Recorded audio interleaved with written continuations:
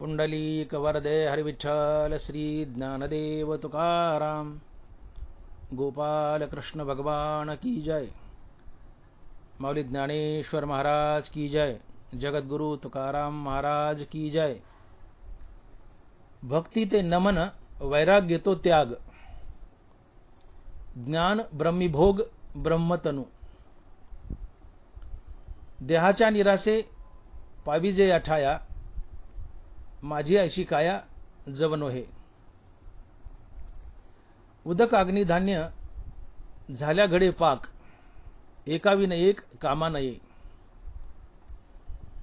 देहाच्या निरासे पाविजे अठाया, माझी ऐशी काया जवनोहे। तुका म्हणे मज कळते चाचणी, तुका म्हणे मज कळते चाचणी, बडबडीची वाणी अथवा सत्य। देहाच्या निरासे पाविजे अठाया, माझी ऐशी काया जवनोहे। प्रस्तुत कीर्तनरूपी सेवेसाठी निवडलेला अभंग जगद्गुरु श्री संत तुकाराम महाराज यांचा 4 चरणाचा आणि भक्तिपर प्रकरणातील अभंग आहे। तुकोबाराय म्हणतात, भक्ती ते नमन, वैराग्य तो त्याग, ज्ञान ब्रह्मीभोग ब्रह्मतनु। भक्ती ते नमन, वैराग्य तो त्याग। तुकोबारायांनी या अभंगातून भक्ती, वैराग्य आणि ज्ञान या 3 गोष्टीच्या व्याख्या सांगितल्या आहेत। खरी भक्ती म्हणजे काय, खरं वैराग्य म्हणजे काय आणि खरं ज्ञान म्हणजे काय, या 3 गोष्टीच्या व्याख्या सांगितल्यात। आणि या 3 गोष्टी परिपूर्णतेने जर तुमच्या जीवनात आल्या तर त्याचा काय फायदा होतो,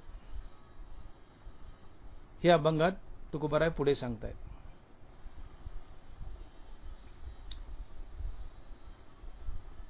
प्रथमतः तुकोबारायांनी अभंगात भक्तीची व्याख्या सांगितली आहे। भक्ती म्हणजे काय? ढोबळमानानं आम्ही मुखानं रामकृष्ण हरी म्हणत राहणं यालाच भक्ती म्हणतो। परंतु भक्तीची परिपूर्ण व्याख्या ज्ञानोबा ज्ञानेश्वरी सांगतात आणि माऊली लिहितात की तैसे स्वामीचे मनोभावा, न चुकीजे हेची परमसेवा, एलो तो पांडवा वाणिज्य करणे। तैसे स्वामीची मनोभावा, स्वामी म्हणजे देव, मनोभाव म्हणजे इच्छा। स्वामीचे मनोभावा, न चुकीजे हेची परमसेवा। देवाच्या इच्छेप्रमाणे वागणं ही देवाची भक्ती असते। भक्तीमध्ये तुम्ही ज्याची भक्ती करता त्याला काय हवंय हे जाणून घ्या आणि तसं वागा, याला ज्ञानोबा भक्ती म्हणतात।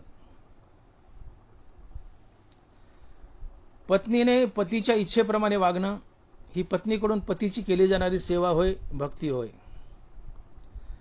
मुलाने आईवडिलाच्या इच्छेप्रमाणे वागणं ही मुलाकडून आईवडिलाची केली जाणारी सेवा होय, भक्ती होय। शिष्याने गुरुच्या इच्छेप्रमाणे वागणं ही शिष्याकडून गुरुची केली जाणारी सेवा होय, भक्ती होय। नौकराने मालकाच्या इच्छेप्रमाणे वागणं ही नौकराकडून मालकाची केली जाणारी सेवा होय, भक्ती होय। तसं भक्तानं भगवंताच्या इच्छेप्रमाणे वागणं ही भक्ताकडून भगवंताची केली जाणारी सेवा होय, भक्ती होय। आणि म्हणून ज्ञानोबा लिहितायत की तैसे स्वामीचे मनोभावा, न चुकीजे हेची परमसेवा, एलो तो पांडवा वाणिज्य करणे। ज्याची तुम्ही भक्ती करता त्याला काय हवं हे जाणून घ्या आणि तसं वागा, याला ज्ञानोबा भक्ती म्हणतायत। तुम्ही देवाची भक्ती करता तर देवाला काय हवं हे जाणून घ्या, तसं वागा, ती देवाची परिपूर्ण भक्ती असते।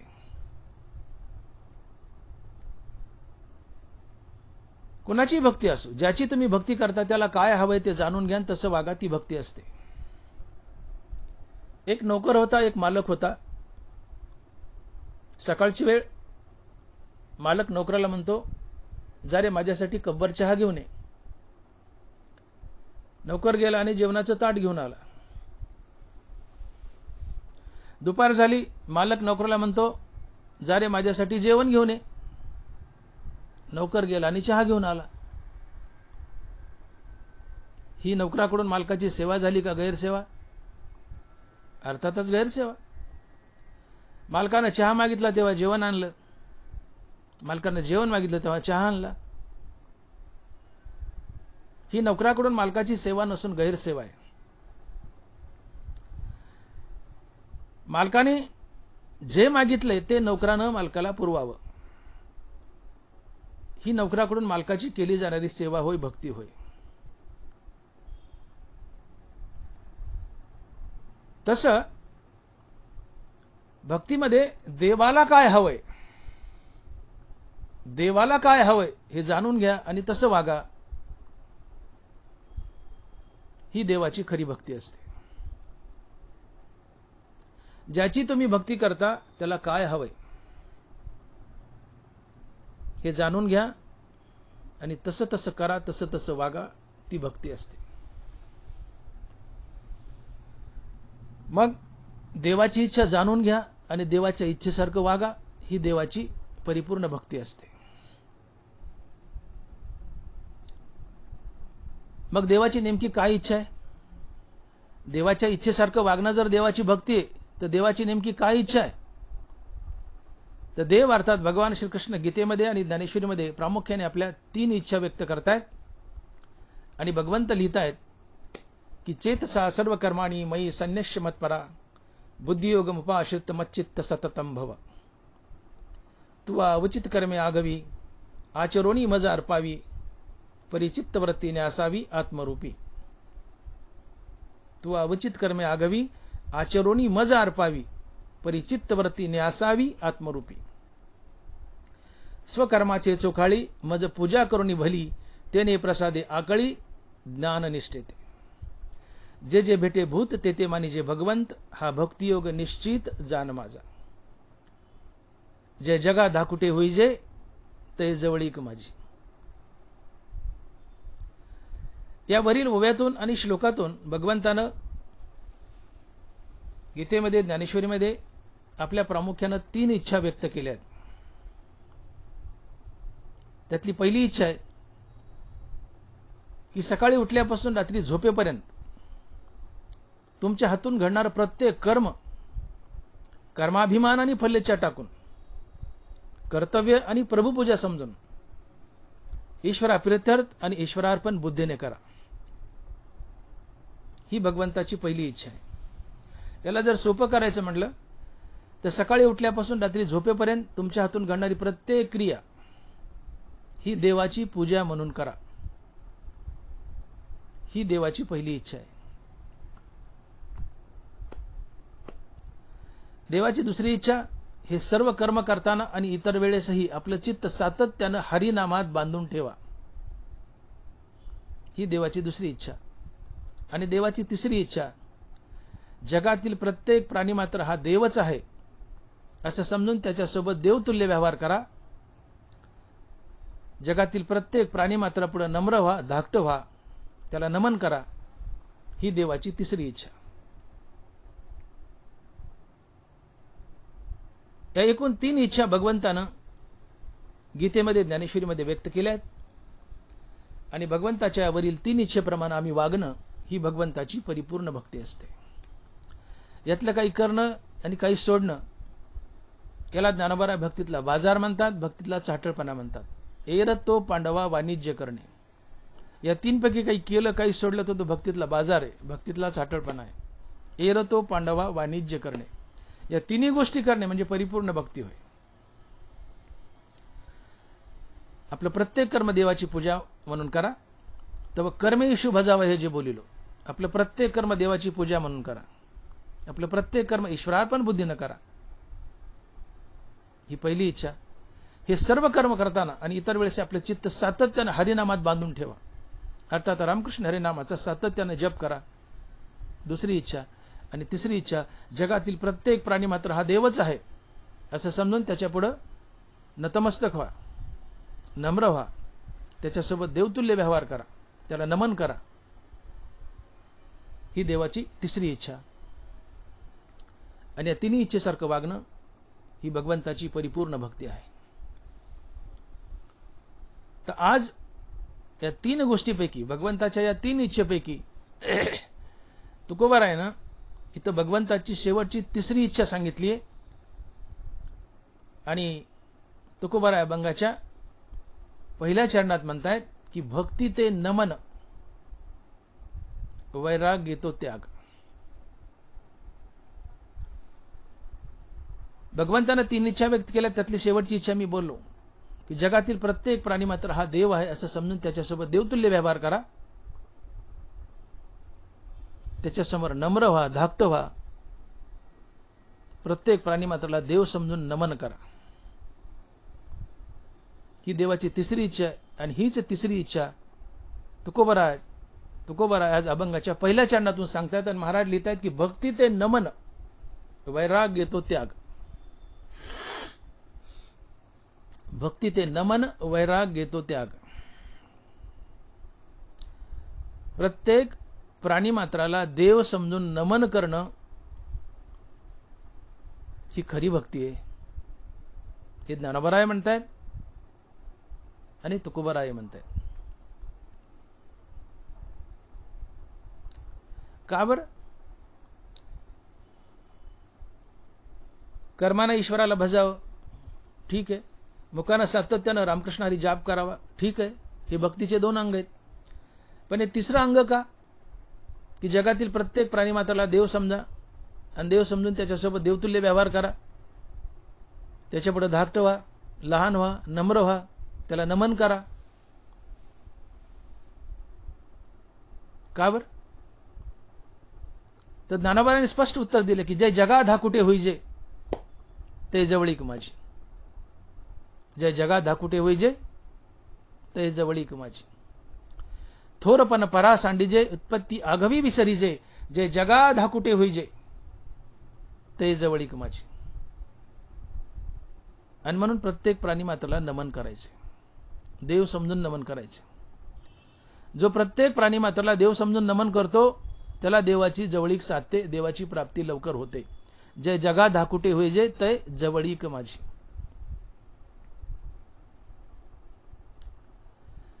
ज्ञानोबा ज्ञानेश्वरीच्या 18व्या अध्यायात एक अतिशय सुंदर विचार मांडतायत. ज्ञानोबा इथे अर्जुनावर थोडंसं रागवलेत. पूर्ण ज्ञानेश्वरीत कुठंच ज्ञानोबाची लेखणी अशी उंचावली नाही.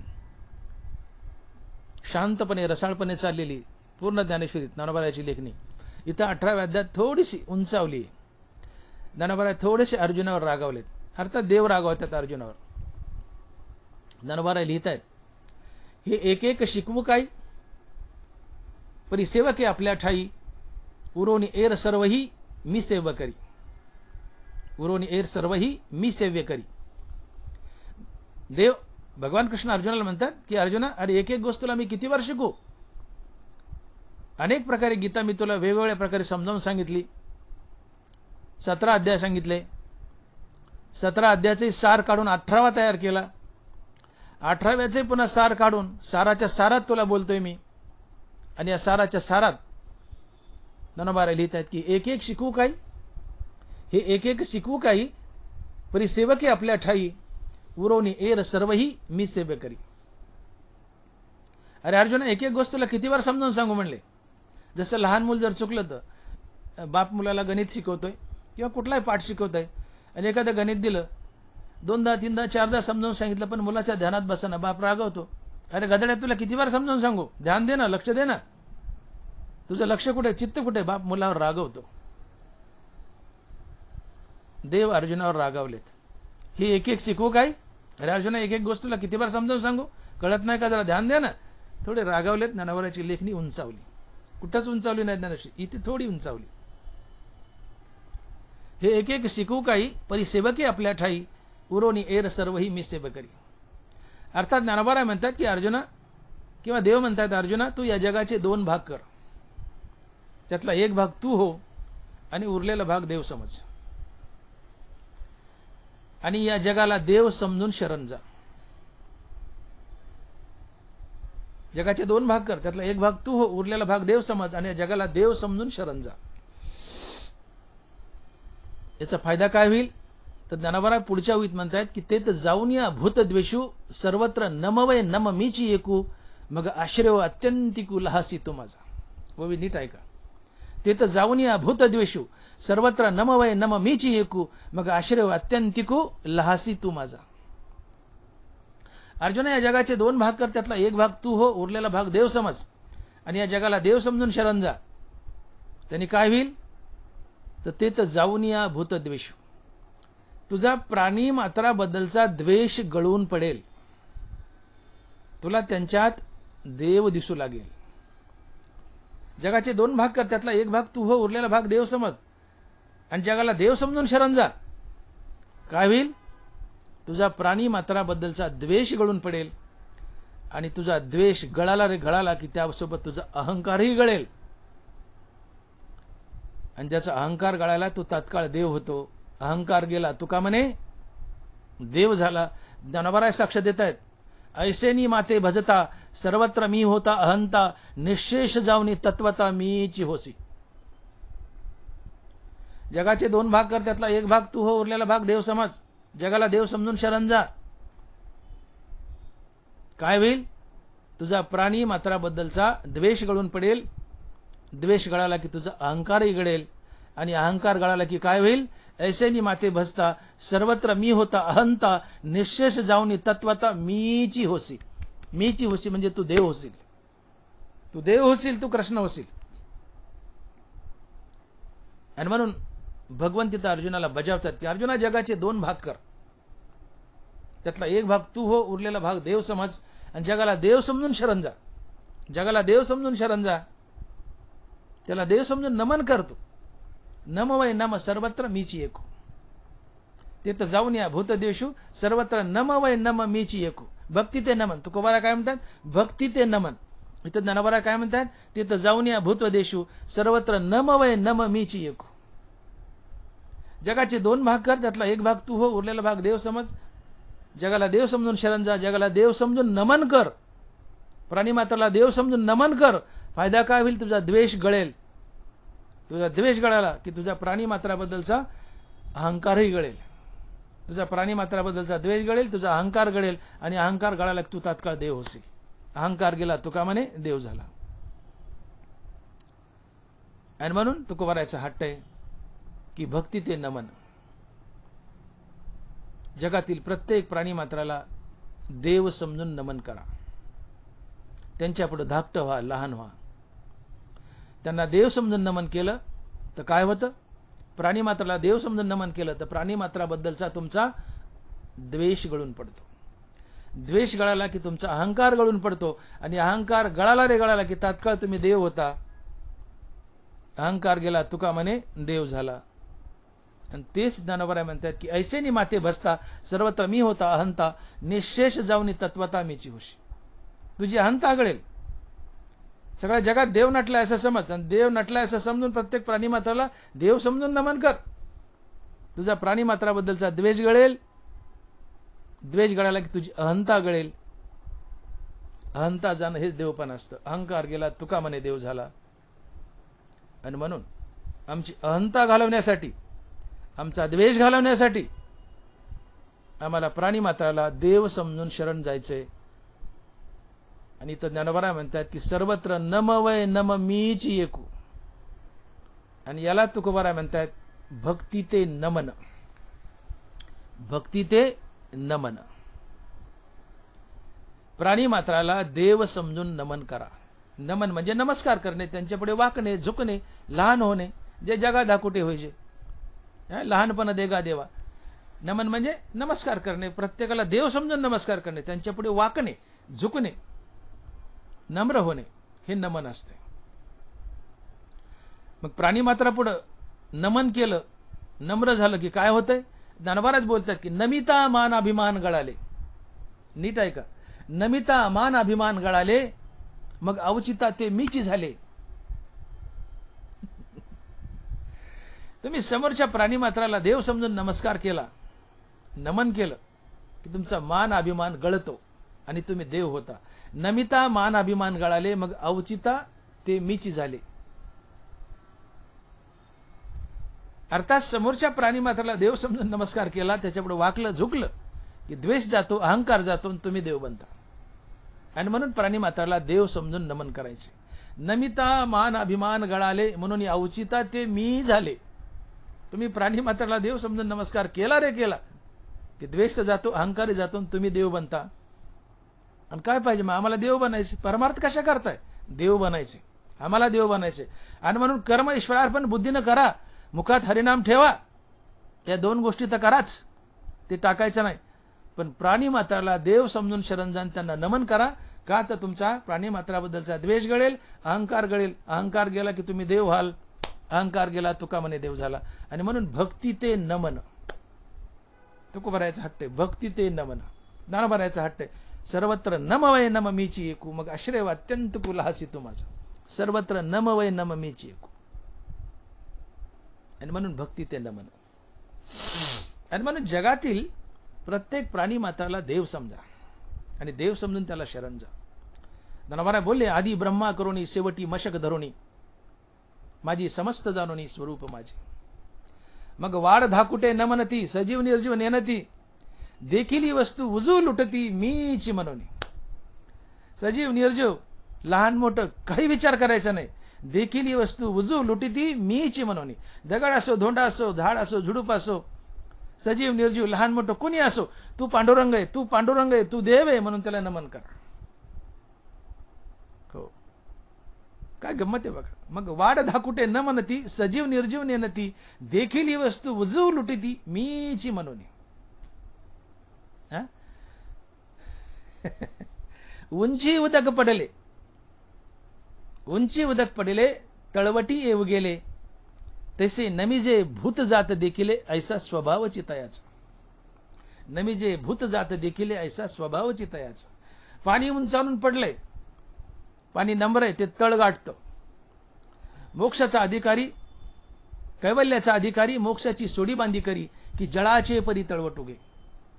ज्ञानोबा आहे, कैवल्याचा अधिकारी मोक्षाची सोडी बांधी करी, जळाचे परी तळवट उगे. अधिकार काय? तर मोक्षाचं गठोडं सोडतो, बांधतो, कुणाला मोक्ष द्यायचा नाही द्यायचा ठरवतो, एवढा मोठा अधिकारी. पण नम्रता, जळाचे परी तळवट उगे.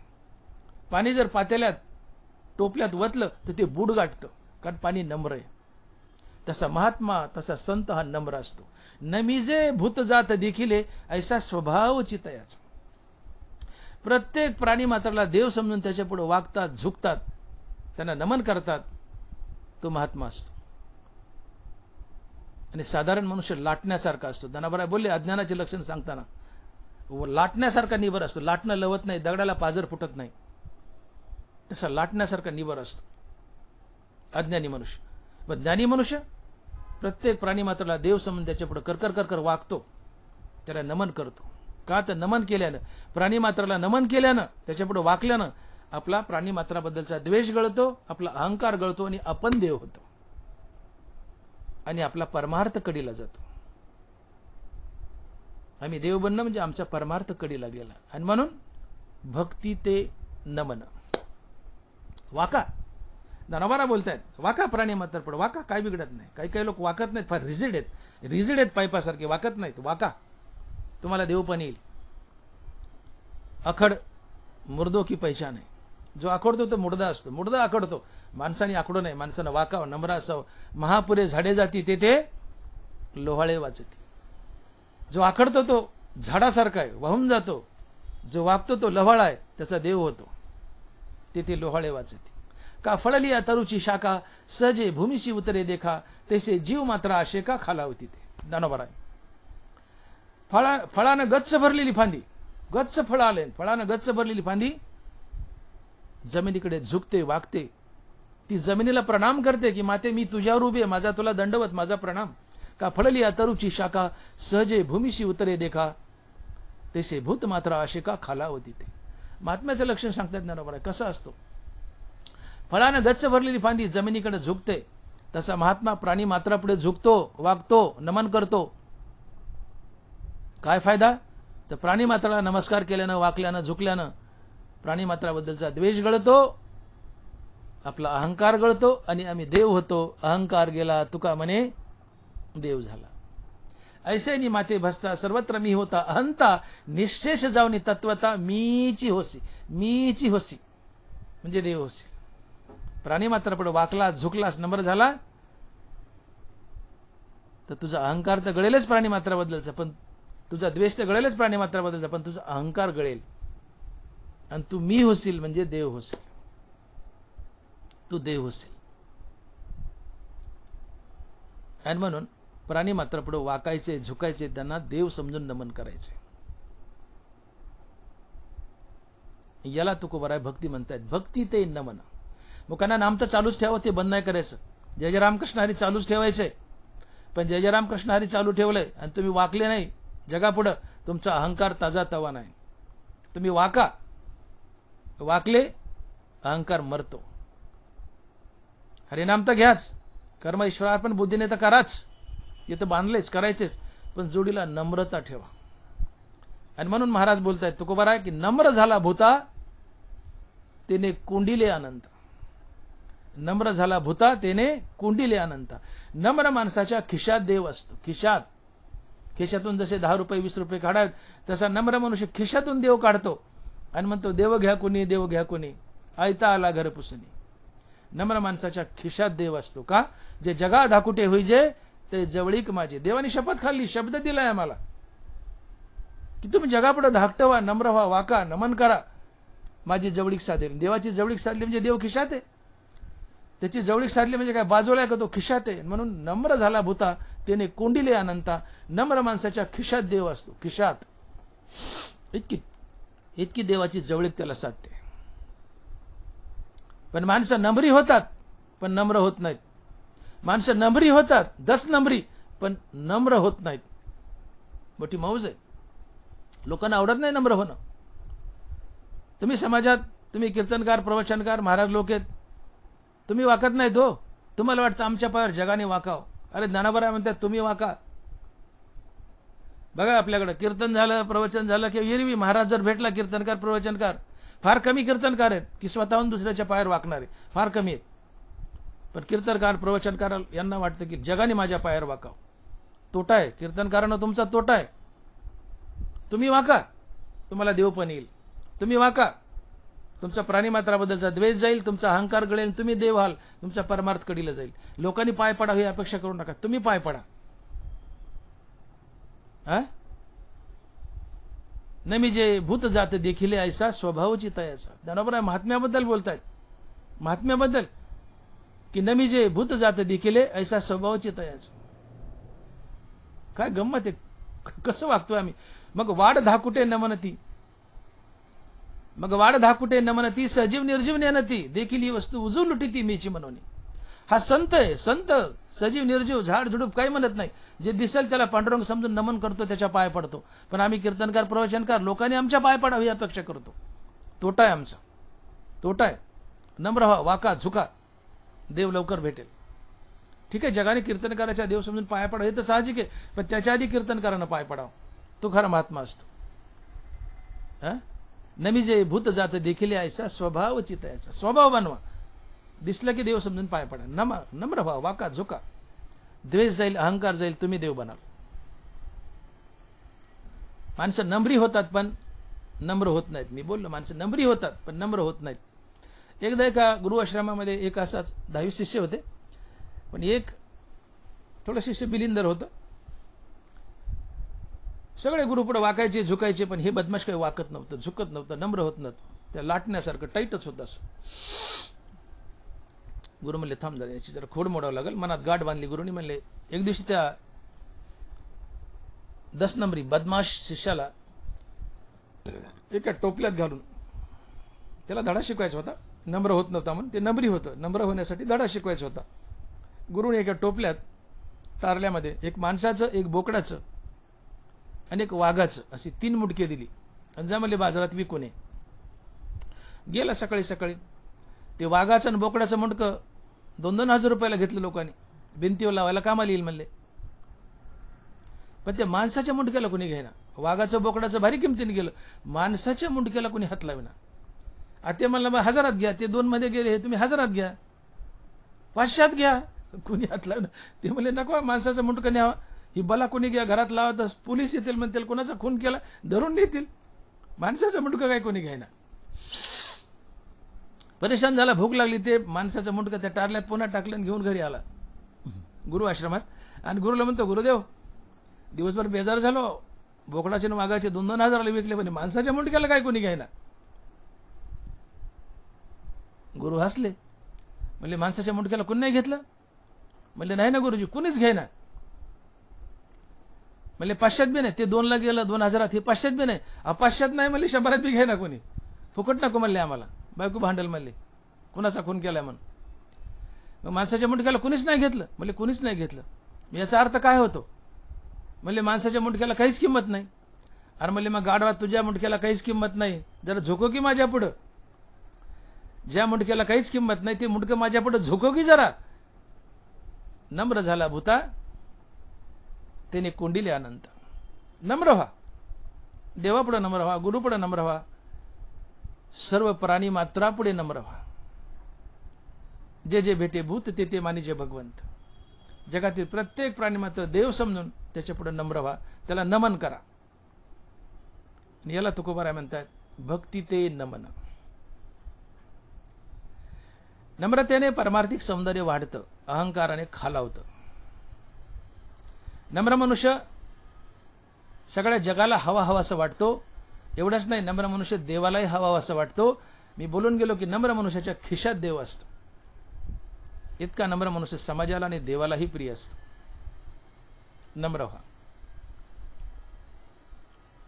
जया ते विनियो हेची संपत्ती, जय जय मंत्रे अर्पिती माझ्याच ठाई. अखंड अगर्वता होऊन असती. जया ते विनियो हेची संपत्ती, जय जय मंत्रे अर्पिती माझ्याच ठाई. ज्ञानोबा आहे.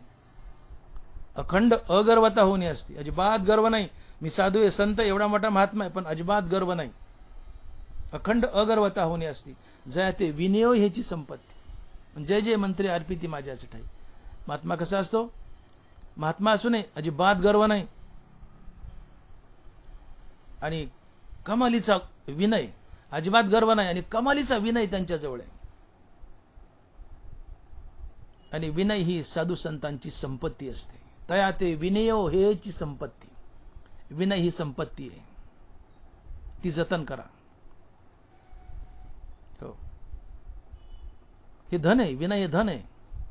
जसं परमार्थ महाधन जोडी देवाचे चरण, तुकोबाराय बोलले परमार्थ महाधन आहे का, जोडी देवाचे चरण. तसं विनय सुद्धा महाधन आहे का, जोडी देवाचे चरण. विनयो हेची संपत्ती. विनयानं तुम्हाला देव भेटतो. तुमच्यात विनय असेल, विनय म्हणजे नम्रता, तुमच्यात विनय असेल, नम्रता असेल, तर तुम्ही प्रत्येक प्राणी मात्राला देव समजून नमन कराल. आणि प्राणी मात्राला देव समजून नमन करणं ही खरी भक्ती असते. भक्ती ते नमन, आणि या नमनानं देव भेटतो. आणि मग भक्ती ते नमन, वैराग्य तो त्याग, ज्ञान ब्रह्मीभोग ब्रह्मतन. भक्ती ते नमन. आखड नकोय. लक्ष्मी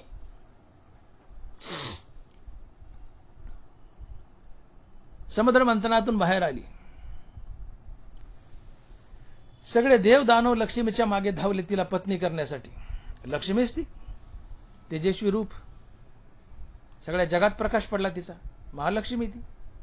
महालक्ष्मी सारखं जगात कोणी सुंदर नाही. आणि म्हणून म्हणतात लक्ष्मी नारायण सारखा जोडा आहे.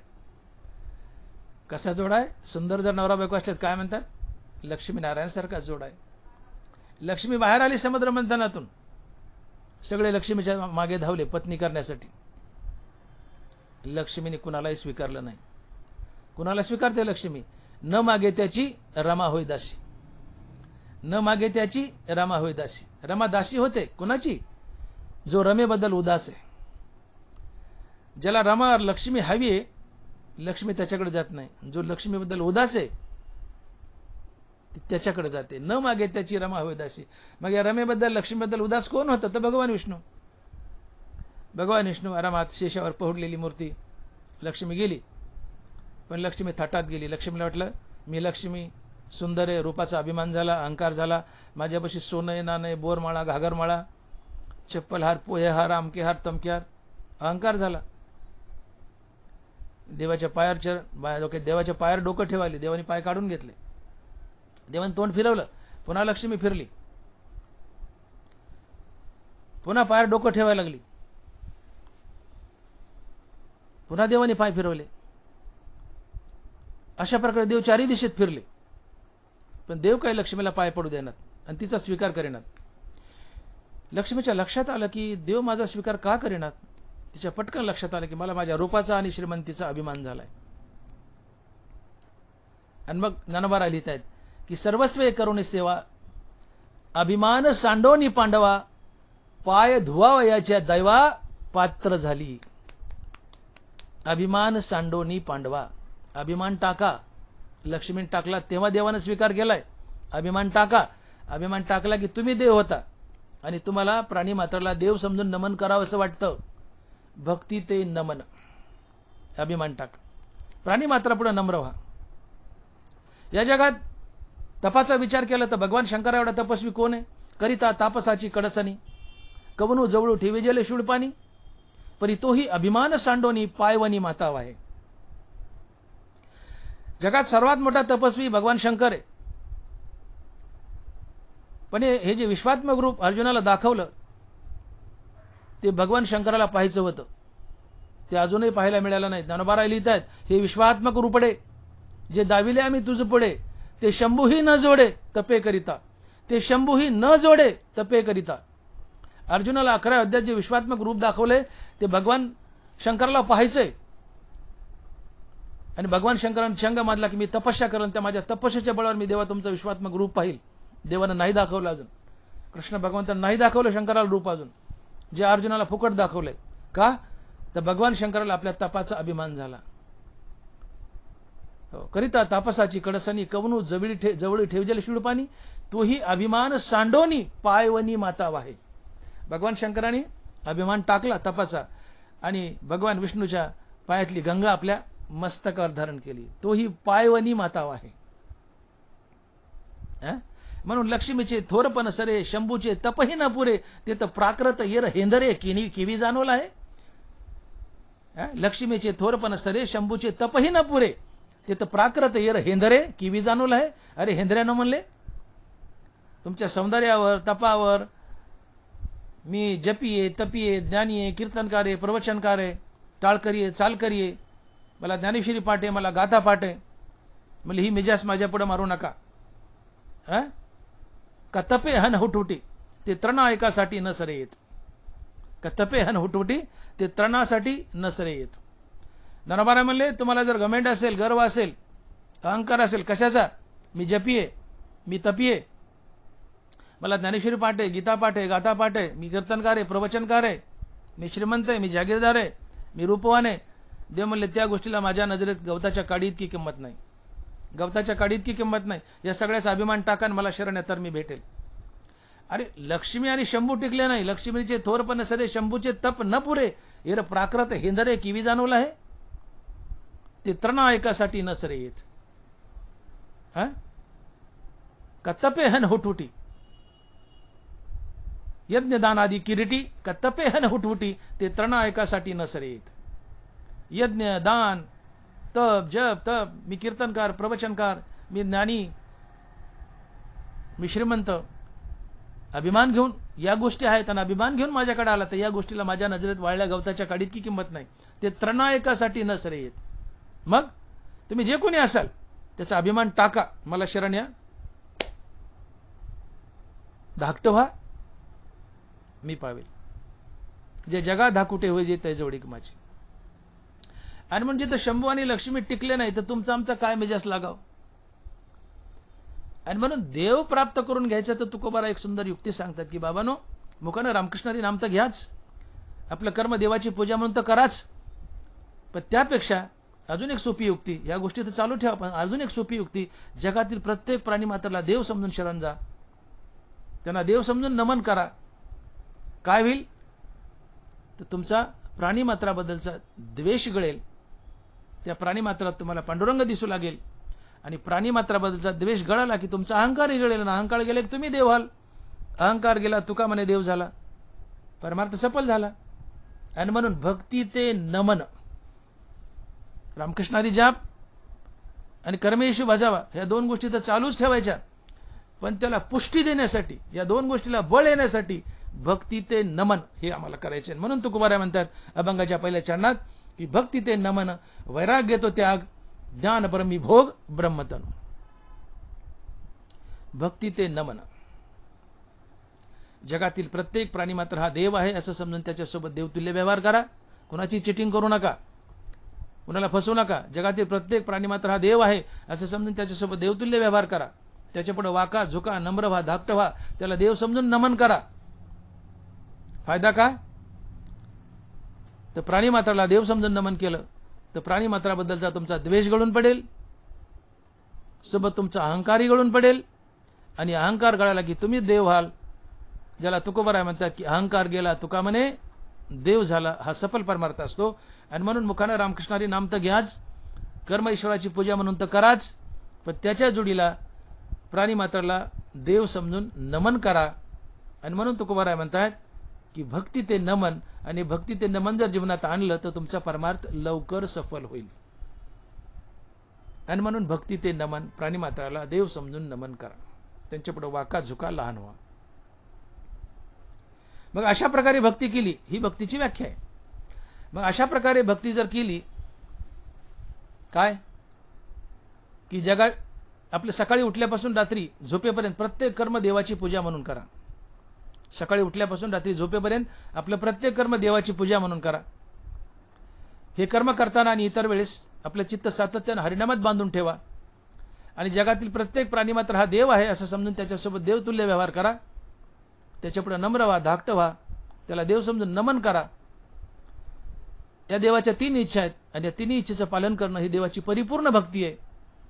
आणि या परिपूर्ण भक्तीनं देव प्रसन्न होईल आणि तुमच्या जीवनात वैराग्य येईल. भक्ती ते नमन, वैराग्य तो त्याग. वैराग्याची व्याख्या सांगताना तुकोबाराय त्यागालाच वैराग्य म्हणतात. बघा कशी गंमत आहे. ढोबळ मानानं वैराग्याची आम्ही अशी व्याख्या घेतो की सर्वस्वाचा त्याग करणे, अर्थात संसाराचा त्याग करणे हे वैराग्य आहे ना. ही अर्धी व्याख्या वैराग्याची. ज्ञानोबा याला वैराग्य म्हणत नाहीत. ज्ञानोबा वैराग्य कशाला म्हणतात की बुद्धिमंता देही सांडोनी अहंता पाही, सांडी जे अशेषही संसार जात, हे वैराग्य. काय म्हणतात की बुद्धिमंता देही अहंता सांडोनी पाही, बुद्धिमंता देही सांडोनी अहंता पाही, सांडी जे अशेषही संसार जात. ज्ञानोबा म्हणतात की संसार तर टाका, संसाराचा त्याग तर कराच, पण त्यासोबत देह अहंतेचाही त्याग करा, हे खरं वैराग्य. संसाराचा त्याग अधिक देह अहंतेचा त्याग, या दोन्ही गोष्टीचा त्याग म्हणजे वैराग्य. नुसता संसाराचा त्याग केला आणि देहांता जर उराशी बाळगली, मी देह संबंधीने माझं म्हटलं, तर ते वैराग्य आहे का? नाहीच की. आणि म्हणून ज्ञानोबा व्याख्या करतात वैराग्याची की बुद्धिमंता देही सांडोनी अहंता पाही, सांडी जे अशेषही संसार जात, तया नाव त्याग. त्यागाला वैराग्य म्हटले, आणि त्यागाची व्याख्या ज्ञानोबा सांगतात. मी बोललो की बुद्धिमंता देही सांडोनी अहंता पाही, सांडी जे अशेषही संसार जात, तया नाव त्याग. त्यागात जर वैराग्य, तर त्यागाची व्याख्या ज्ञानोबा सांगतात काय की संसाराचा त्याग अधिक देह अहंतेचा त्याग, अर्थात अहंकार जाणे आणि संसाराचा त्याग करणे, या दोन्ही गोष्टीला मिळून वैराग्य म्हणतात. आणि म्हणून ज्ञानोबा बोलतात की उठले नि वैराग्य जेने, हा तिन्ही वर्ग ऐसा सांडणे जैसे वमुनी असून आत्ताची गेले. कुत्रा वाकल्यावर त्याची उलटी जितकी किळसवाणी वाटते तितका संसार आणि संसारातले भोग किळसवाणे वाटावेत. हे वैराग्य असतं. सोन्याचे निखळ आणि मातीचे ढिखळ सरिसेचे मानी. सोन्याचा 1 किलोचा गोळा आणि मातीचा 1 किलोचा ढेकूळ एकाच नजरेने पाहतो.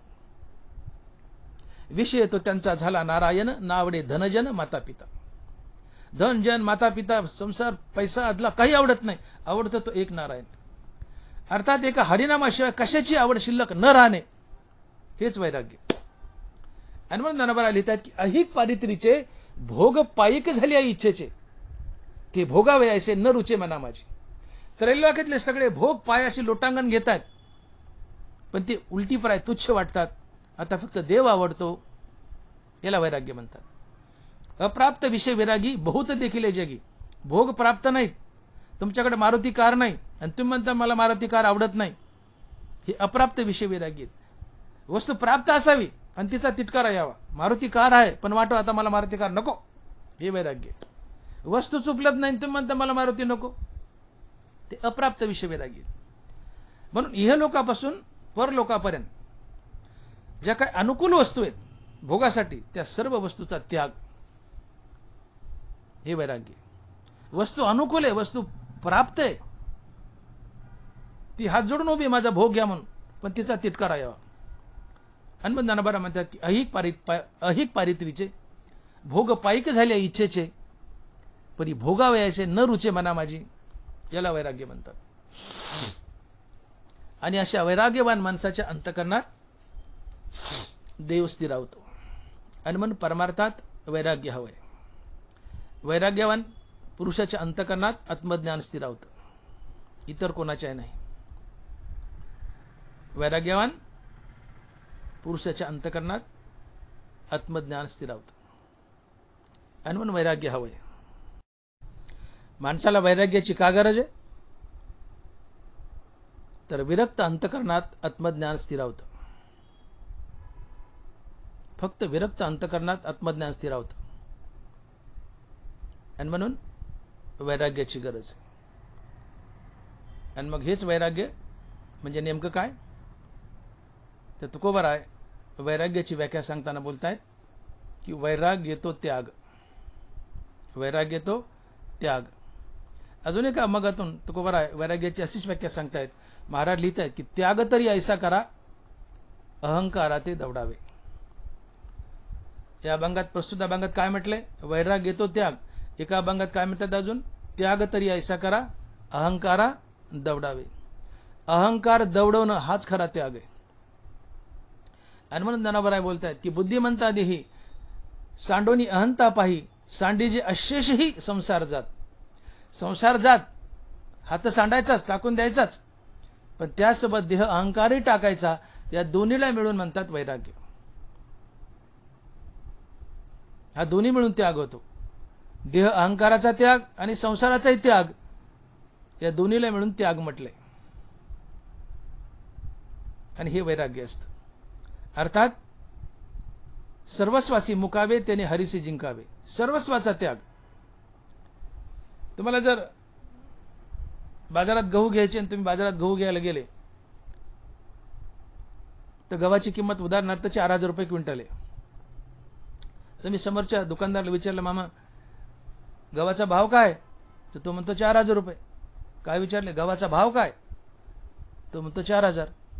गहू विकत घ्यायचे, तुम्ही म्हणता गव्हाचा भाव काय? दुकानदार म्हणतो 4,000. तसा देव विकत घ्यायचा आहे, देवाचा भाव काय? तर देवाचा भाव सर्वस्वासी मुकावे त्याने हरीसी जिंकावे.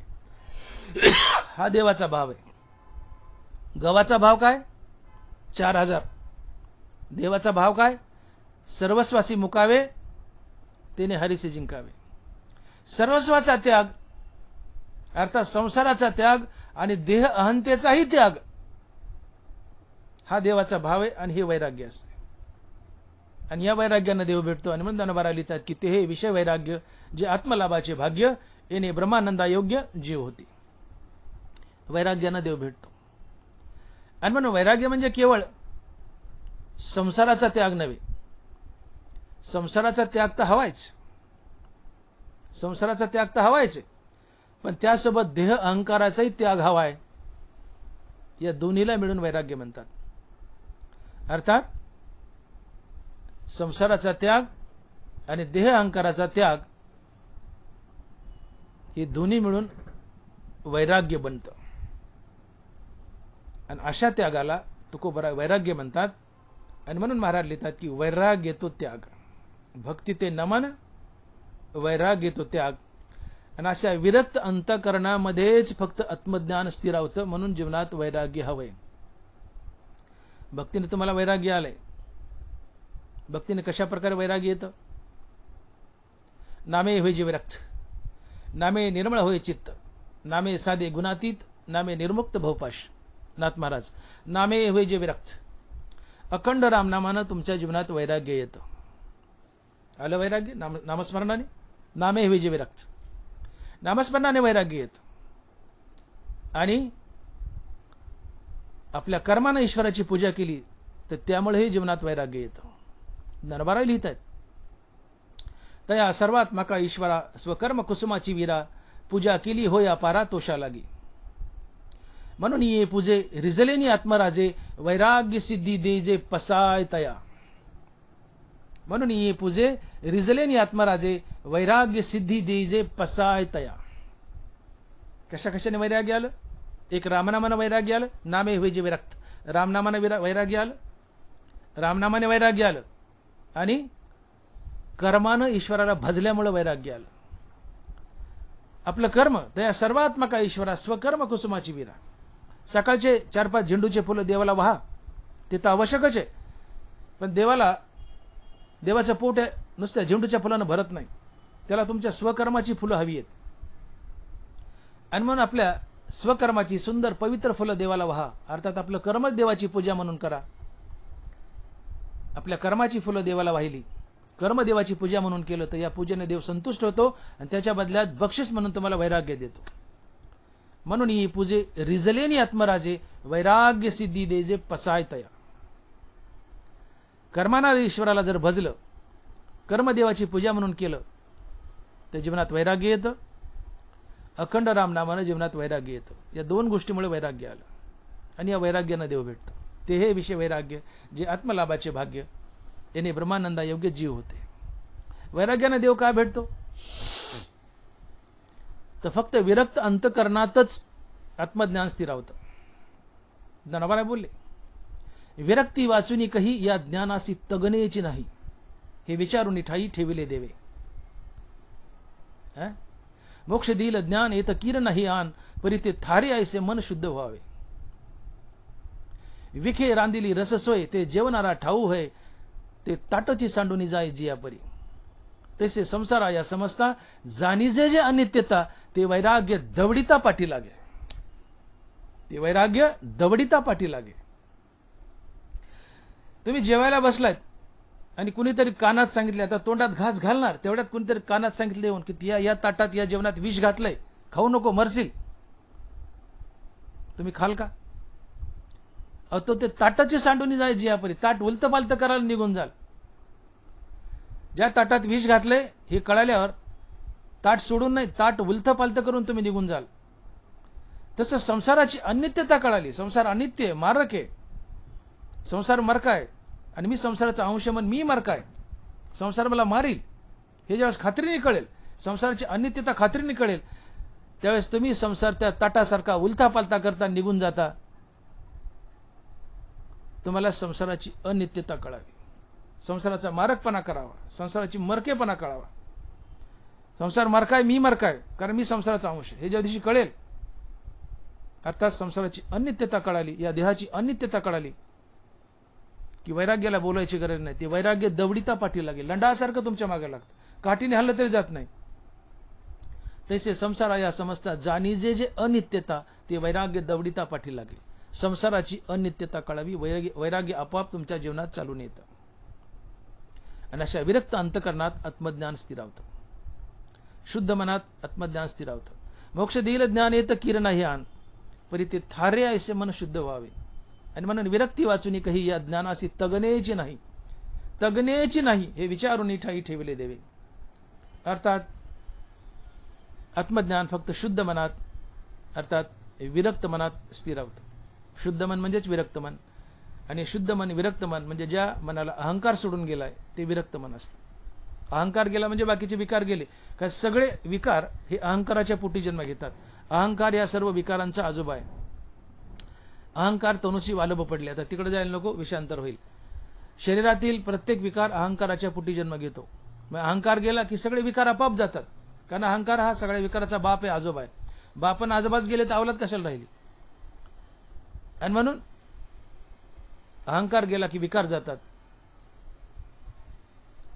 आणि अहंकार जाणं ही मनाची शुद्धी असते, आणि हीच विरक्ती असते. सर्वस्वाचा त्याग अधिक अहंकाराचा त्याग हा त्याग आहे, आणि हीच विरक्ती आहे. आणि म्हणून ज्या अंतकरणाला अहंकार सोडून गेलाय, सर्वस्वाचा त्याग तर केलाय, पण ज्या अंतकरणाला अहंकार सोडून गेलाय ते शुद्ध अंतकरण आहे, ते विरक्त अंतकरण आहे. आणि अशा विरक्त अंतकरणातच आत्मज्ञान स्थिर होतं, इतरत्र नाही. आणि म्हणून भक्तीतून, भक्ती ते नमन, भक्तीतून तुम्हाला वैराग्याची प्राप्ती होते. भक्ती ही आई आहे. आधी भक्तीने धरलेले हाती, मग ज्ञान वैराग्य मागे येते.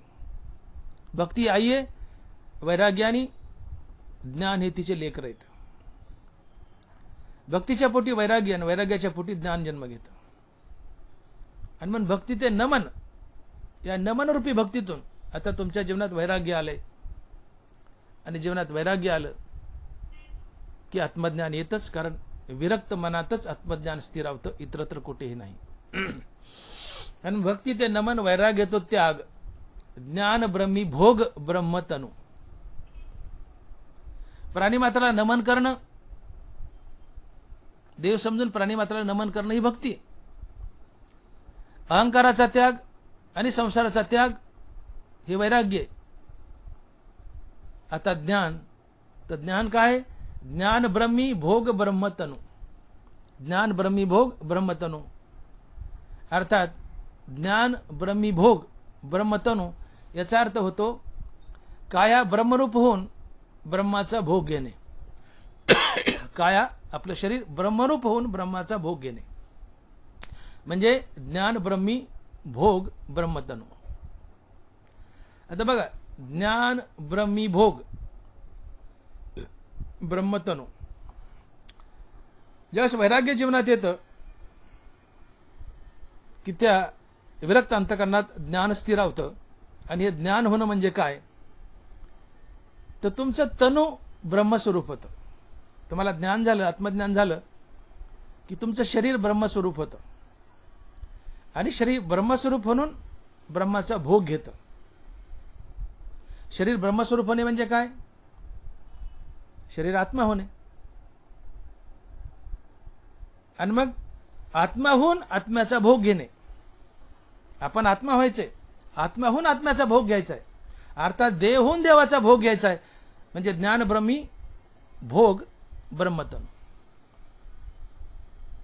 आलं लक्षात? आत्मज्ञान झालं की ही काया ब्रह्मस्वरूप होते. हो, ही काया ब्रह्मस्वरूप होते. याची साक्ष ज्ञानोबराय देत आहेत. ज्ञानोबराय म्हणतात मग अहंभावाधिक क्या आहे? शरीराची ब्रह्म होय अनुभवितो. की तुमचा अहंकार गेला की तुमचं शरीरच ब्रह्मस्वरूप बनतं. तुमचं शरीर ब्रह्मस्वरूप बनतं. मन पण मुद्दल जाये मग अहंभावाधिक की आहे, म्हणून शरीराची ब्रह्म होय अनुभवितो. मन गेलं, मन मेलं की मनाच्या आतला अहंकार मरतो, आणि अहंकार मेला की तुम्ही मी देह आणि मी देह संबंधीने माझं विसरता. मग तुम्ही म्हणता मी आत्मा आहे, मी देह नसून आत्मा आहे, अशा बोधावर आरूढ होता. म्हणजे तुमचं शरीर ब्रह्मस्वरूप झाले. का? तर तुमच्या शरीराला अहंकार सोडून गेलाय. जोपर्यंत अहंकार तुमच्या शरीराला चिटकून आहे तोपर्यंत तुम्ही देह आणि तुमच्या जीवनात मी आणि माझं आहे. पण अहंकार या देहाला सोडून गेला की तुम्ही मी आणि माझं विसरता. मी देह नसून मी आत्मा आहे अशा बोधावर आरूढ होता. आणि याला म्हणतात ब्रह्मतनु. तुमचं शरीरच ब्रह्म होतं. तुमचं शरीर ब्रह्मीभूत होतं. आणि म्हणून ज्ञानोबा लिहित आहेत की मन पण मुद्दल जाय मग अहम भावादिक किया आहे. इकडे बारकाईने लक्ष द्या. मन पण मुद्दल जाय मग अहम भावादिक किया आहे. म्हणून शरीरेची ब्रह्म होय अनुभवितो. शरीरेची ब्रह्म होय अनुभवितो. याला तुकोबाराय म्हणतात ब्रह्मतनु. ज्ञानोबा म्हणतात शरीरेची ब्रह्म होय अनुभवितो. तुकोबाराय म्हणतात ब्रह्मतनु. ज्ञान ब्रह्मीभोग ब्रह्मतनु. आली जुळवणी. अहंकार मनात वास करतो. मन मेलं, मनाचं उन्मन झालं. रामकृष्ण नामे उन्मनी साधली. अखंड रामनामानं मन मेलं, मनाचं उन्मन झालं म्हणजे मन मेलं. मन मेलं की मनाच्या आत वास करणारा अहंकारही मरतो. अहंकार मनात वास करतो. रामनामानं मन मेलं की मनाच्या आत वास करणारा अहंकारही मरतो. जशी गरोदर बाई मारली तर तिच्या आत गर्भात वास करणारा गर्भ मारायची गरज नसते. गरोदरबाई मेली की आतला गर्भ आपाप मरतो. गरोदरबाई मेली की आतला गर्भ आपाप मरतो. तसं मन मेलं की मनाच्या आत वास करणारा अहंकार आपाप मरतो. आणि मग अहंकारासहित मनाचा मनपणा नाहीसा होणं हा मोक्ष असतो. आणि म्हणून मोक्ष आम्ही जे भोगतो तो मोक्ष म्हणजे अहंकारासहित मनाचा मनपणा नाहीसा होणं हाच मोक्ष असतो. आणि या तिन्ही महासंतांनी मोक्षाची सारखीच व्याख्या केली. तुकोबाराय बोलले अहंकार गेला तुका म्हणे देव झाला. अहंकार जाणं हाच मोक्ष. नाथ महाराज देह अहंतेचे दृढपण त्याची बद्धतेचे लक्षण देह अंतेचे निरसन मुक्तता जाण नावताया. देह अंतेचे निरसन म्हणजे जाणे. देह अंतेचे निरसन मुक्तता जाण नावताया. अहंकार जाणे हाच मोक्ष. नाथ महाराज ज्ञानोबा तेच म्हणतात की तैसे मन पण मुद्दल जाय मग अहमभावादिक की आहे. म्हणून शरीरेची ब्रह्म होय अनुभवितो. मन मेलं की त्याच्यात वास करणारा अहंकार मरतो. आणि अहंकारासहित मनाचा मनपणा नाहीसा झाला की तुम्ही मुक्त असता. आणि यावेळी तुमचं शरीर ब्रह्मस्वरूप बनलेलं असते. वही पुन्हा सांगतो नीट ऐका, याच्यात खूप गुढ दडलंय. तसे मन पण मुद्दल जाय मग अहमभावादिक की आहे. म्हणून शरीरेची ब्रह्म होय अनुभवितो. मुद्दल मन गेले त्याच्यासोबत अहंकारही मेलाय. मनच गेलं की अहंकार कसा राहील. म्हणजे मन पण मुद्दल जाय मग अहमभावादिक की आहे. मन गेले म्हणले मन मेले म्हणले आता अहंकार कसा शिल्लक राहील. आणि मग अहंकार गेला आणि मनही गेले उरलेलं शरीर हे ब्रह्मस्वरूप बनतं. म्हणून शरीरेची ब्रह्म होय अनुभवितो. आणि शरीरेची ब्रह्म होय याला तुकोबाराय म्हणतात ब्रह्मतनु. अर्थात अहंकारासहित मनाचा मनपणा नाहीसा झाला की तुमचं शरीर ब्रह्म बनतं, देव बनतं. आणि असं ब्रह्म बनून देव बनून देव भोगायचा आहे. आणि देव भोगणं म्हणजे देवाचं नामस्मरण घेणं, देवाचं अखंड नामस्मरण घेणं याला म्हणतात देव भोगणं. तुम्ही शेतामध्ये गहू पेरले, गहू काढून आणले आणि नुसते घरात थप्पी लावून ठेवले, त्याचे काही पदार्थ केलेच नाही आणि तसेच गहू पडून आहेत. इथं काय झाले, तुम्हाला गव्हाची प्राप्ती झाली पण गव्हाचा उपभोग घेतला नाही. तसं मोक्ष मिळालाय, तुम्ही मुक्त झाले, पण इथं मुक्तीमध्ये जन्म मरणाचा फेरा संपला पण तुम्हाला देवाचा भोग घेता आला नाही. गहू प्राप्त केले, पदार्थ केले नाही, काही खाल्लं नाही, थप्पी तशीच पडली, गव्हाचा उपभोग घेतला नाही. मोक्ष मिळवला, जन्ममरणाचा फेरा चुकला, संपला, पण देवाचा उपभोग घेता आला नाही. पण याच गव्हाचे नाना प्रकारचे पदार्थ बनवले. एक गहू आणि पदार्थ बहु, या गव्हाचे नाना पदार्थ बनवले आणि खाल्ले. काय केलं, गहू प्राप्तही केले आणि गव्हाचा उपभोगही घेतला. तसं मोक्ष मिळवला, देव प्राप्त केला आणि प्राप्त करून तुम्ही मुक्तीवर भजनयुक्त बनले म्हणजे देव भोगलाय. आणि संत देव भोगतात, मुक्त माणसाला देव भोगता येत नाही. मुक्ती हा 4था पुरुषार्थ आहे, संत हा 5वा पुरुषार्थ आहे. चहू पुरुषार्थ श्री भक्ती जैसी.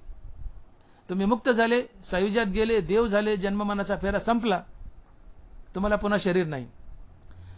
पण मुक्तीवर भजनयुक्त झाले, मोक्षाचा स्वीकार करायचा आणि धिक्कार करायचा. मोक्ष सुख हनुला आता, मोक्षपद तुच्छ केले या कारणे आम्हा जन्म घेणे योगायोगी. मोक्ष मिळवायचा पण त्याचा धिक्कार करायचा, आणि मोक्षपद मिळवूनही त्याचा धिक्कार करून 5वं पद स्वीकारायचं की जे संत पद आहे, चहू पुरुषार्थ श्री भक्ती जैसी. अर्थात मुक्ती मिळून तिचा त्याग करायचा आणि मुक्तीवर भजनयुक्त बनायचं, 5वा पुरुषार्थ स्वीकारायचा, भक्ती स्वीकारायची, संतपद स्वीकारायचं.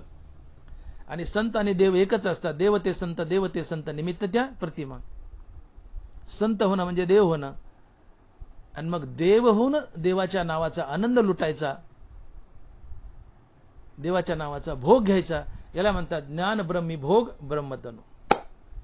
ज्ञान ब्रह्मी भोग ब्रह्मतनु. गहू प्राप्त करायचे, त्याचे पदार्थ करायचे आणि खायचे. गहू प्राप्त केले आणि भोगले. देव प्राप्त करायचा म्हणजे मुक्त व्हायचं. देव प्राप्त करायचा आणि पुन्हा मुक्तीवर भजनयुक्त व्हायचे. म्हणजे देव प्राप्तही केला आणि भोगलाही. गहू प्राप्त केले, त्याचे पदार्थ करून खाल्ले, म्हणजे गहू प्राप्त केला, गहू भोगला. देव प्राप्त केला आणि आम्ही मुक्तीवर भजनयुक्त झालो, म्हणजे देव प्राप्तही केला आणि देव भोगलाही. त्याला म्हणायचं ज्ञान ब्रह्मी भोग ब्रह्मतनु.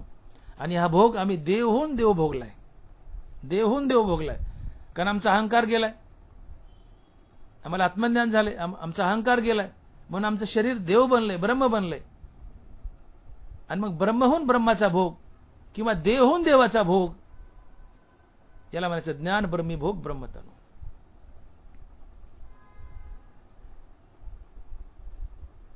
तुका म्हणे मुक्ती परिनिली नवरी, आता दिवस चारी खेळी मिळी.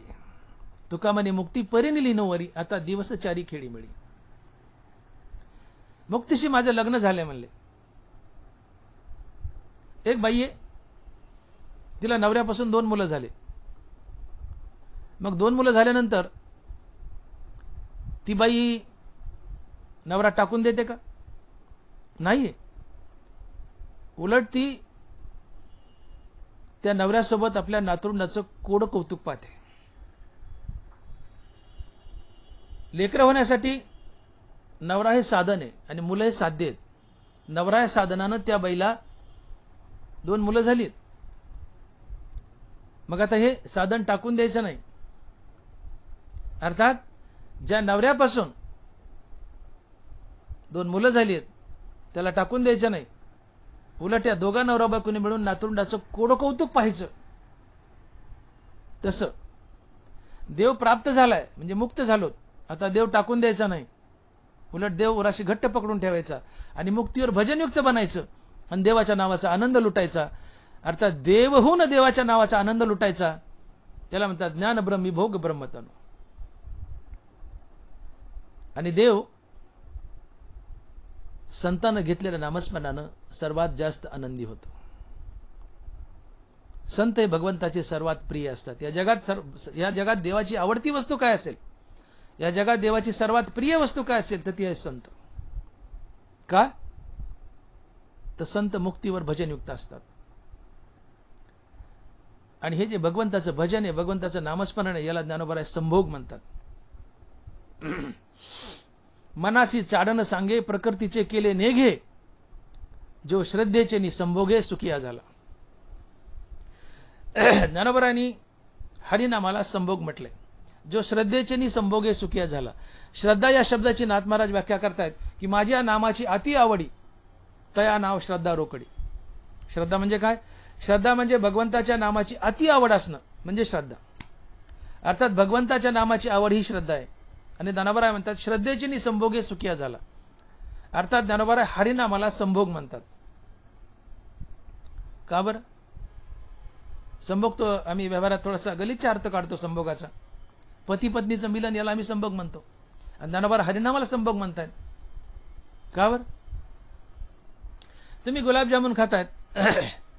गुलाबजामुन हा भोग आहे. गुलाबजामुन या भोगानं गुलाबजामुन खाताना तुम्हाला एकट्याला आनंद होतो. एखादा पदार्थ खाताना एखादा पदार्थ खाताना किंवा एखादा भोग घेताना त्या भोगानं जर एकट्याला आनंद झाला तर तो भोग असतो. परंतु ज्या भोगानं एकाच वेळी 2 माणसाला आनंद होतो तो संभोग असतो. एका भोगानं गुलाबजामुन खाता तर एक भोग आहे. गुलाबजामुन खाताना तुम्हाला एकट्याला आनंद झाला हा भोग आहे. पण पती पत्नीच्या मिलनानं एकाच वेळी दोघालाही सारखाच आनंद होतो तो संभोग आहे. एकाच भोगाने एका वेळी एकाला आनंद हा भोग, पण एकाच भोगाने एकाच वेळी दोघालाही सारखाच आनंद हा संभोग. तसं हरिनामानं जितका आनंद संताला होतो तितकाच आनंद देवालाही होतो आणि म्हणून हरिनाम संभोग आहे. हरिनाम हा एक भोग आहे, हरिनाम हा एकच भोग आहे, पण हरिनाम रूपी एका भोगानं जितका आनंद संताला तितकाच आनंद देवाला आणि म्हणून हरिनाम हा संभोग आहे. आणि संत मुक्तीवर भजनयुक्त असतात, हरिनामाचा आनंद लुटतात आणि जितका आनंद हरिनामाने या संतांना होतो तितकाच आनंद देवालाही होतो म्हणून हरिनाम संभोग आहे. श्रद्धेचे संभोगे सुखिया झाला. आणि हा देवाचा भोग आहे, हा ब्रह्माचा भोग आहे. आणि म्हणतात तुकोबाराय म्हणतात ज्ञान ब्रह्मी भोग ब्रह्मतनु. ब्रह्माला भोगायचंय, ब्रह्महून भोगायचंय. कशी मौज बघा. तुम्हाला ब्रह्म बनायचे, हे शरीर ब्रह्म करायचे, तुम्हाला ब्रह्म बनायचे आणि ब्रह्महून ब्रह्माचा भोग घ्यायचा आहे, अर्थात देहहून देवाचा भोग घ्यायचा आहे. याला म्हणतात ज्ञान ब्रह्मी भोग ब्रह्मतनु. भक्तीमध्ये इतकं आम्हाला मोठं व्हायचंय, भक्तीमध्ये आम्हाला इतकं मोठं व्हायचंय. आणि म्हणून निष्काम कर्म आणि निष्काम हरिनाम हे साधन आहे आणि मोक्ष साध्य आहे. निष्काम कर्म आणि निष्काम हरिनामाने मोक्ष मिळवला तर काही साधक हे साधन सोडून देतात आणि मुक्त होतात. परंतु काही साधक निष्काम कर्म आणि निष्काम हरिनामाने मोक्ष मिळाल्यावर नंतर देखील निष्काम कर्म आणि निष्काम हरिनाम हे साधन उराशी घट्ट पकडून ठेवतात आणि मुक्तीवर भजनयुक्त बनतात. ते संत असतात. आणि संत हा देवहून देवाच्या नावाचा आनंद लुटतो. याला म्हणतात ज्ञान ब्रह्मी भोग ब्रह्मतनु. संत हा ब्रह्म बनून ब्रह्माचा भोग घेतो, याला म्हणतात ज्ञान ब्रह्मी भोग ब्रह्मतनु. आणि ब्रह्माचा भोग घेत असताना हे जगत तुम्हाला परमात्मा स्वरूप दिसत असते. ज्ञान या शब्दाची खरी व्याख्या काय, तर मी देह नसून आत्मा आहे. अज्ञान आणि ज्ञान. अज्ञान म्हणजे प्रपंच सत्य आहे, मी देह आणि देह संबंधीने माझं आहे, हे अज्ञान आहे. प्रपंच सत्य आहे, मी देह आहे, देह संबंधीने माझं आहे, हे अज्ञान आहे. पण प्रपंच मिथ्या आहे आणि मी देह नसून आत्मा आहे अशा बोधावर आरूढ होणं हे ज्ञान असते, हे आत्मज्ञान असते.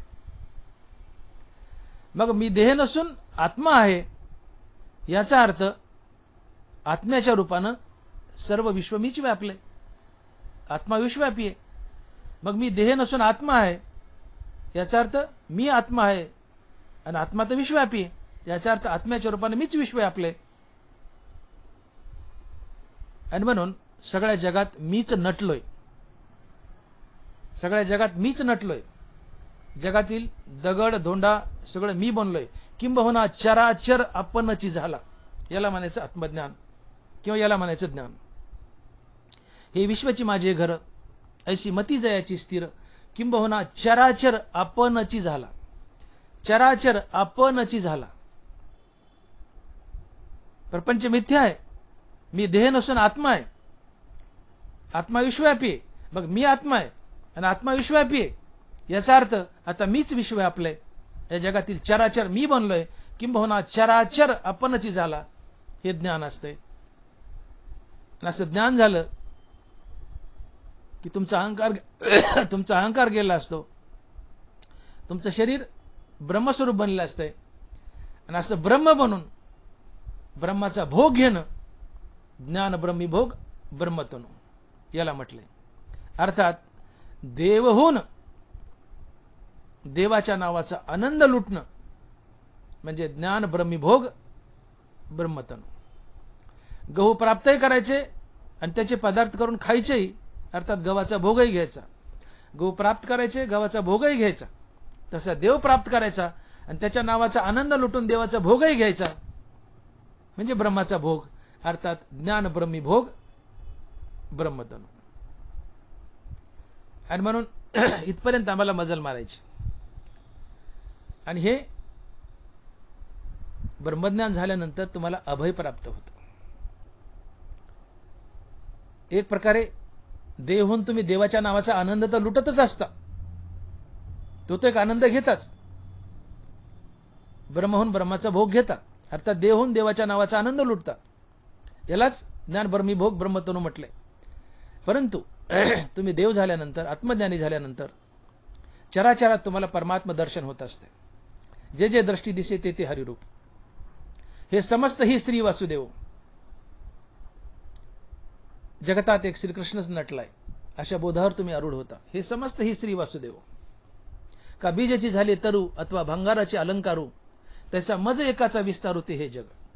नर नारी बाळे अवघा नारायण, ऐसे माझे मन करी देवा. विठ्ठल जळी स्थळी भरला, रिता ठाव नाही उरला. हे सगळे प्रमाण म्हणजे चराचरात देव पाहणे. जग हाच देव, देव हाच जग.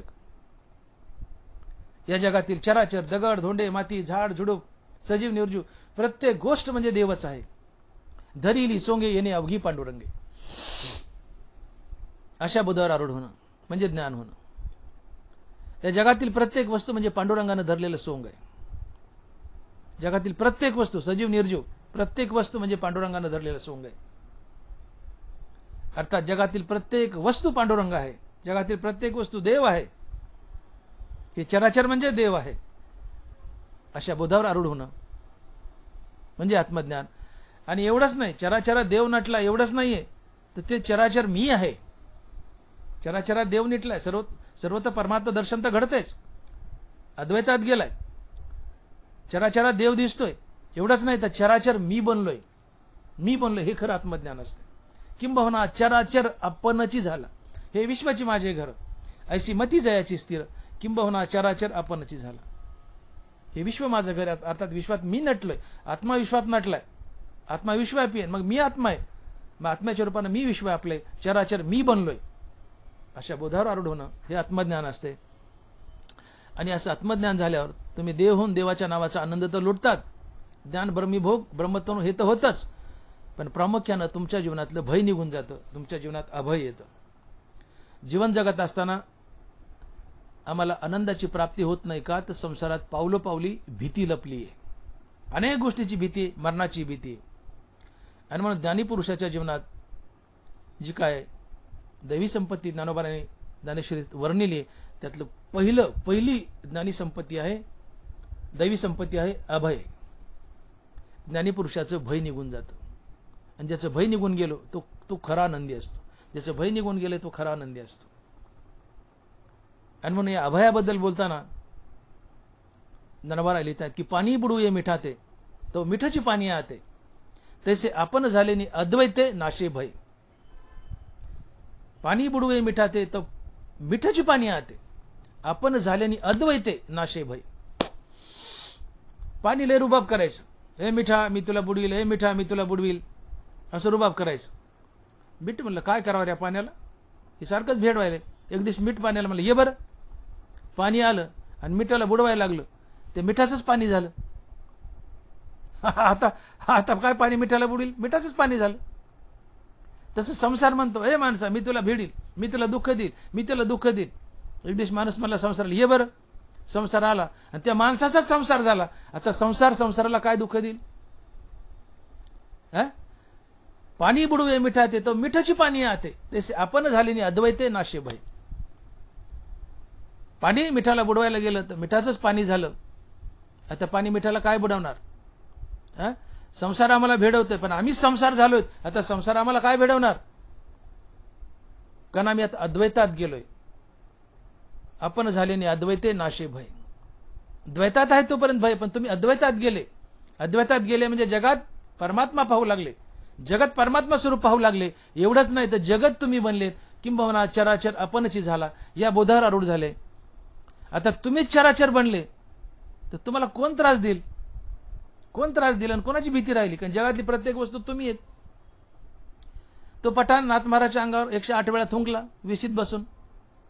त्यांनी तोंडात थोका जमा करावा, नाथाने गंगा स्नान तोंडात थोका जमा करावा. पठाण आले स्नान करून, पठाणाने तोंडात थोका जमा करावा. नाथ महाराज गंगा स्नान करून आले की पठाणाने पचकन नाथाच्या अंगावर थुकावं. नाथ महाराजांनी बरं शब्दही बोलू नये. नाथ महाराजांनी पुन्हा जावं, गंगा स्नान करावं. तो पण पठाण तोंडात थुका जमा करून बसलेलाच आहे. नाथ महाराज आले गंगा स्नान करून की पठाणानं पुन्हा थुकावं. नाथ महाराजांनी पुन्हा जावं, गंगा स्नान करावं. असं 108 वेळा घडलं. 108 वेळा पठाण नाथांच्या अंगावर थुकला. 108 वेळा स्नान करून आले. 108 वेळा हा पठाण थुकलाय. नाथ महाराज शब्दही बोलले नाही. नाथ महाराज तो पठाण 108 वेळा अंगावर थुकला नाथाच्या. नाथ एक शब्दही बोलले नाही. का? तिथं पठाण नाथाच्या अंगावर थुंकत नव्हता, नाथच नाथाच्या अंगावर थुंकत होते. मी बोलताना माझा थुका माझ्या हातावर पडला, मला राग याचा काय संबंध आहे? तुम्ही थुकले माझ्या अंगावर, मला राग येईल. पण माझा थुका बोलताना माझ्या हातावर पडला, मला कसा राग येईल? तसं नाथच नाथाच्या अंगावर थुकत होते, नाथाला राग कसा येईल? कसा क्रोध येईल? कारण नाथाच्या नजरेत नाथही नाथ आणि पठाणही नाथच होता. कारण किंबहुना चराचर आपणची झाला. नाथ चराचर बनलेत म्हणून नाथ पठाणही बनलेत. आणि मग नाथही नाथ आणि पठाणही नाथ ही नाथाची नजर. तर पठाण नाथाच्या अंगावर थुंकत नव्हता, नाथच नाथाच्या अंगावर थुंकत होते. आणि म्हणून नाथाला क्रोध येत नव्हता. आणि याला म्हणायचं किंबहुना चराचर आपणची झाला.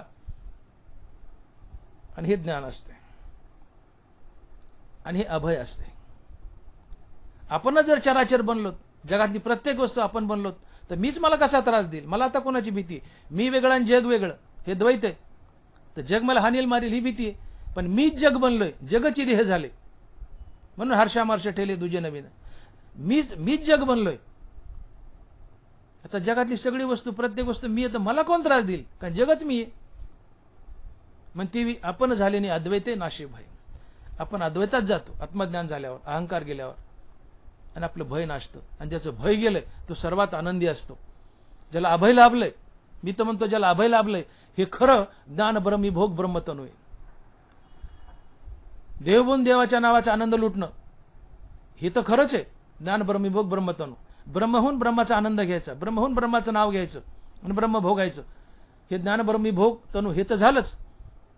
पण या महात्म्याला अभय लाभलेलं असतं. जीवनातला आनंद कोण पुसून टाकतं? तर भय पुसून टाकतं. सगळ्यात बेकार काय? तर भय. पावलं पावली भय, मरणाचं भय, अनेक गोष्टीचं भय. हो, जीवनाची व्याख्या जर अशी केली तर वावगं ठरणार नाही की मरण बाजूला सरकत सरकत चालणं, मरण बाजूला सरकत सरकत पुढे चालणं म्हणजे जीवन. इतका मरणाने विळखा मारलाय माणसाला. हो, कशाने मरण येते, कशाने मरण येते. म्हणून मरण बाजूला सरकत सरकत पुढे चालणं हेच जीवन आहे. आणि मरणाची सर्वात जास्त भीती असते. आणि तुम्ही अद्वैतात गेले, तुम्ही चराचर बनले, तुम्ही आत्मज्ञान झाले की तुमचं भय नासतं, तुम्ही अभयात जगता. आणि अभयात जगणं हाही ब्रह्माचा खरा भोग असतो. आणि म्हणून मी तर म्हणेन की ज्ञान ब्रह्मी भोग ब्रह्मतनु म्हणजे देहून देवाचं नाव लुटणं, देहून देवाच्या नावाचा आनंद घेणं, देहून देवाच्या नावाचा भोग घेणं म्हणजे ज्ञान ब्रह्मी भोग ब्रह्मतनु. आणि असा महात्मा अभयात जगतो म्हणूनही ज्ञान ब्रह्मी भोग ब्रह्मतनु. असा आत्मज्ञानी पुरुष मग भक्ती ते नमन, वैराग्य तो त्याग, ज्ञान ब्रह्मी भोग ब्रह्मतनु. भक्ती नमन आहे. प्राणी मात्राला देव समजून नमन करा, ही खरी भक्ती आहे. या भक्तीने तुमच्या जीवनात वैराग्य येईल. वैराग्य आलं की तुमच्या विरक्त अंतःकरणात ज्ञान स्थिरावेल. आणि तुम्हाला ज्ञान झालं की चराचरात परमात्मा दर्शन होईल. नवे नवे नवे चराचर तुम्हीच बनाल. किंबहुना चराचर आपणच झाला, तुम्हीच चराचर बनाल. आणि असं जगतात परमात्मा दर्शन पाहणं, जगत परमात्मा स्वरूप पाहणं आणि स्वतः चराचर बनणं हे आत्मज्ञान आहे, हे अद्वैत आहे. आणि हे आत्मज्ञान तुम्हाला तेव्हाच प्राप्त होतं की ज्यावेळेस तुम्हाला तुमच्या देहाचा विसर पडतो, देहाचा निराश होतो.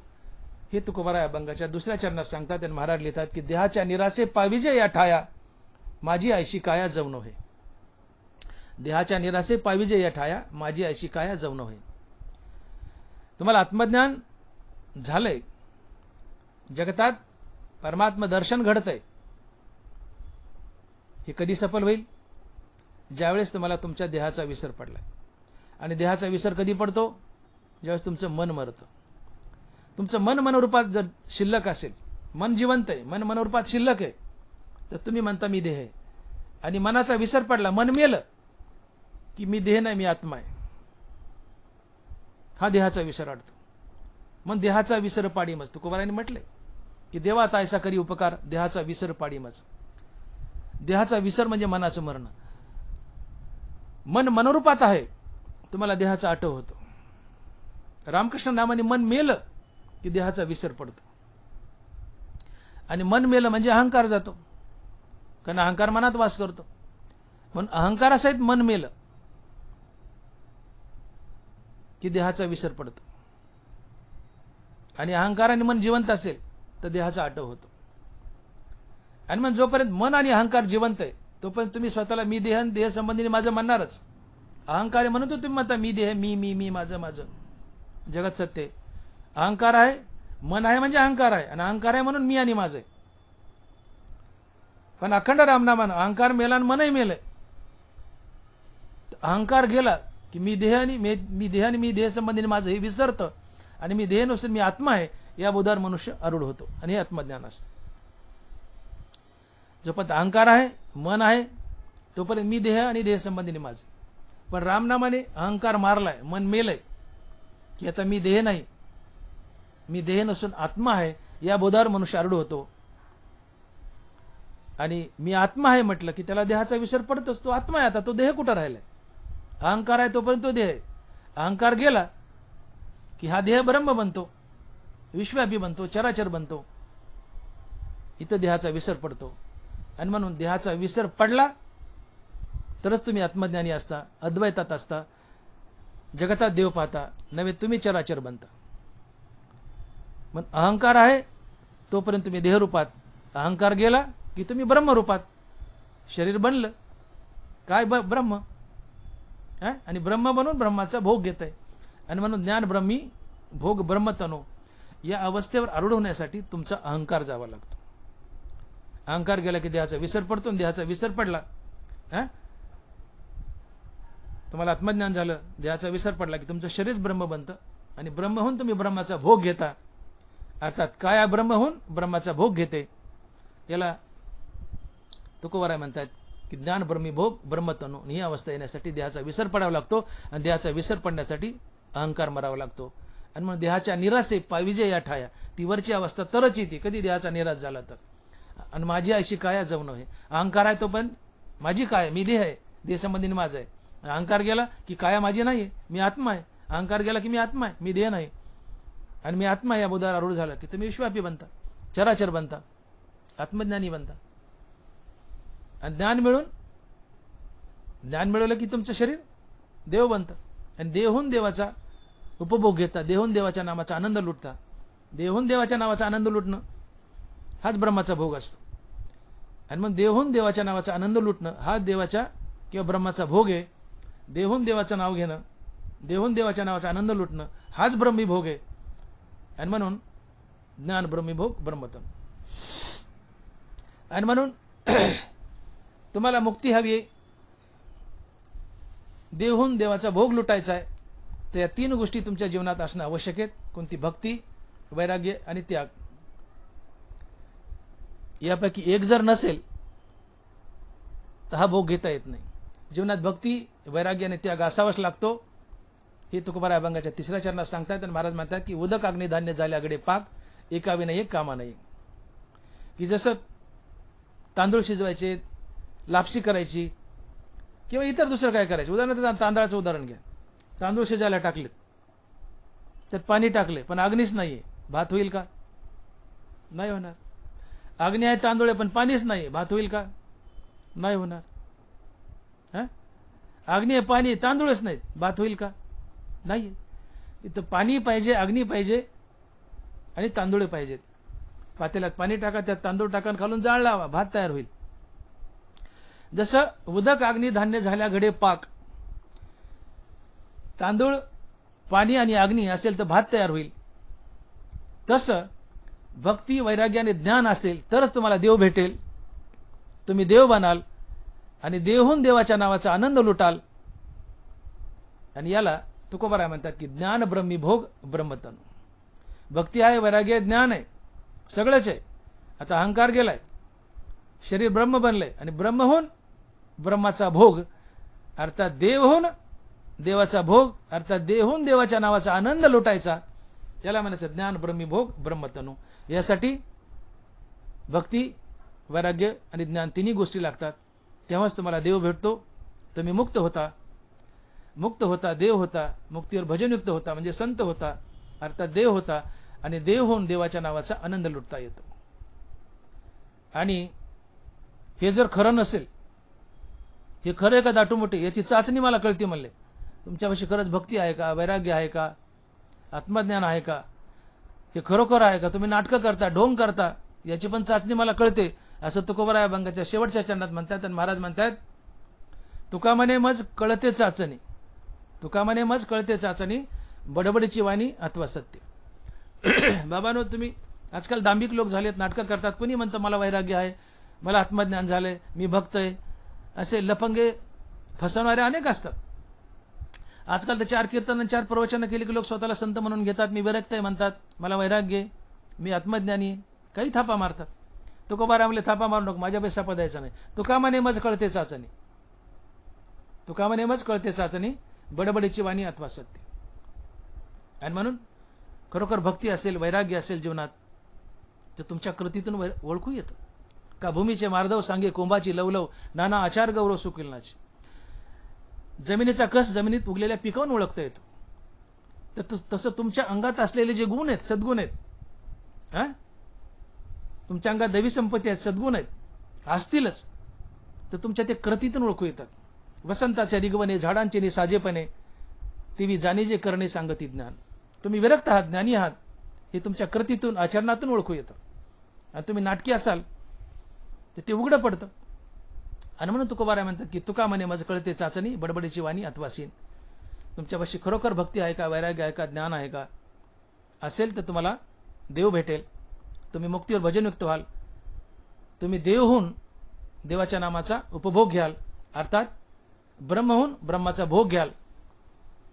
आणि खरोखर तुमच्याजवळ भक्ती नसेल, वैराग्य नसेल आणि ज्ञान नसेल, तुम्ही नाटकी असाल, दांभिक असाल, ते मला कळते म्हणले, मला त्याची चाचणी आहे, तुमचं उघडं पडेल. तुका म्हणे मज कळते चाचणी, बडबडीची वाणी अथवा सत्य.